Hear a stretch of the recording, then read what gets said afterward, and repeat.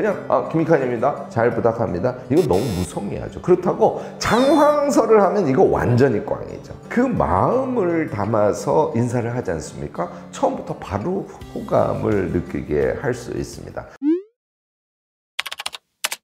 네, 안녕하세요. T1530 구독자 여러분, 명지대학교의 김익환입니다.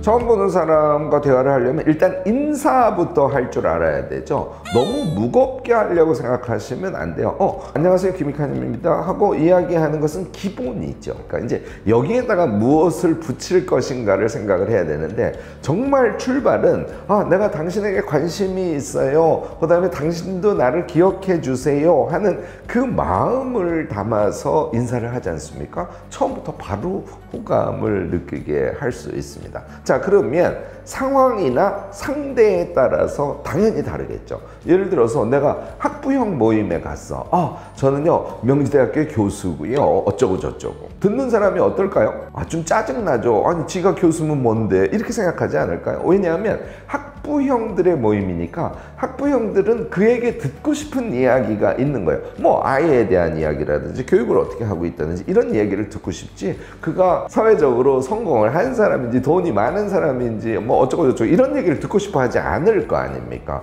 그 상황을 읽으라는 것이죠. 내가 사람들에게 잘 보이기 위해서 그 상황을 읽으라는 것이 아니고, 내가 대화하는 사람에게 내가 굉장히 괜찮은 사람이야, 당신이 나에게 이야기를 하면 나도 사랑으로 답변할 수 있어 라는 태도를 보여주기 위해서는 그 목적에 맞는 자기 진심의 이야기를 해야 되는 것이죠.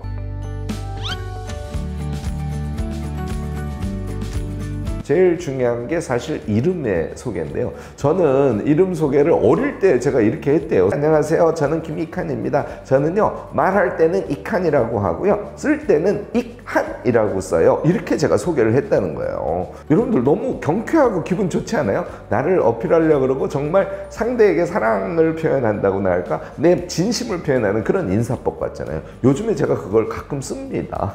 어떨 것 같아요, 여러분?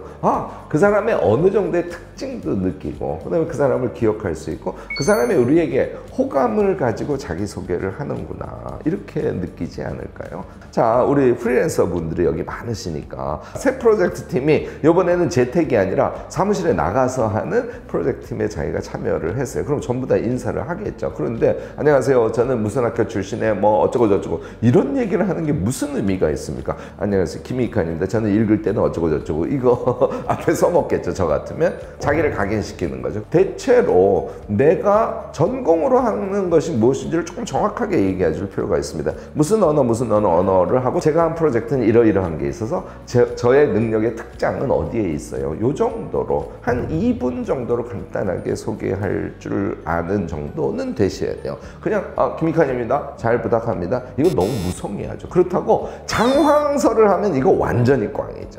그래서 짧되 자기의 특징을 잘 표현할 수 있는, 최근에 제가 클라이밍에 빠져 있어요. 이런 거 붙일 것 같아요. 왜냐하면 프로그래머로서의 자신뿐만이 아니라 자신의 삶의 일부를 보여주는 것이거든요. 막 클라이밍 얘기를 5분 하고 이러시면 안 됩니다. 30초. 상황에 따라서 자기를 있는 그대로 표출하려는 밝은 마음에서의 소개, 이거는 관계를 풀어가는데 아주 주요합니다. 이렇게 해보세요. 며칠 지나면 관심을 보이는 동료들, 관심을 보이는 학부모들 등등을 여러분들 만나시게 될 겁니다.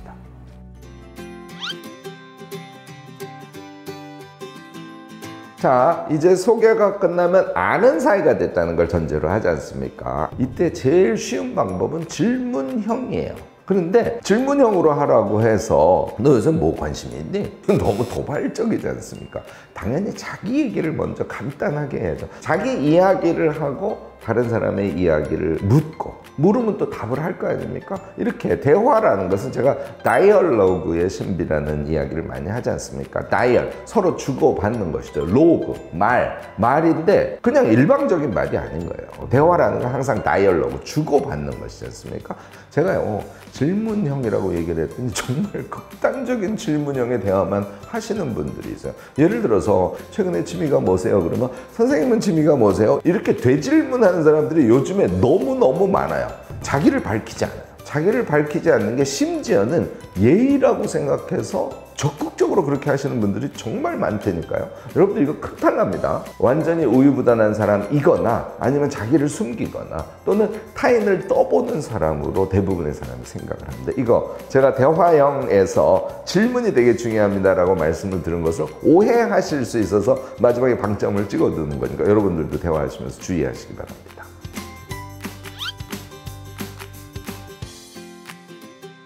이 모든 관계에서 제일 사람들이 긍정적으로 생각하는 것은 최근에 내가 관심을 갖고 있는 것, 그것을 구체적으로 이야기하는 게 이게 제일 편합니다. 그러니까 이미 여자친구의 부모님을 한 번 만난 적은 있어. 그래서 인사는 드렸습니다. 그러면 레스토랑에 갔는데 우연히 마주쳐서 합석을 하게 됐어요. 이게 정말 황당한 상황이지 않습니까? 안녕하세요. 밝게 인사를 하고 제가 최근에 엄청 관심을 갖고 있는 게 제가 클라이밍을 시작을 했는데 그게 굉장히 재밌더라고요. 이렇게 이야기를 시작을 했어요. 그러면 클라이밍을 한다는 것은 두 가지 그 사람의 특징을 확 느끼게 해요. 하나는 밝게 살려고 운동 같은 것들을 열심히 하는 사람이구나 하는 느낌이죠. 그 다음에 취미도 열심히 하는, 다시 말해서 재미있는 사람이라는 호감을 줄 거 아닙니까? 그럼 내 딸의 배우자로서 기본적인 소양을 갖추고 있네, 이렇게 판단할 수 있다고 생각합니다. 거기서부터는 이야기가 막 주거니 받거니 진행이 되겠죠. 최근에 관심을 갖고 있는 것을 진짜로 얘기하셔야 돼요. 꾸며서 얘기하시면 안 되고 저는 그 방법을 권합니다.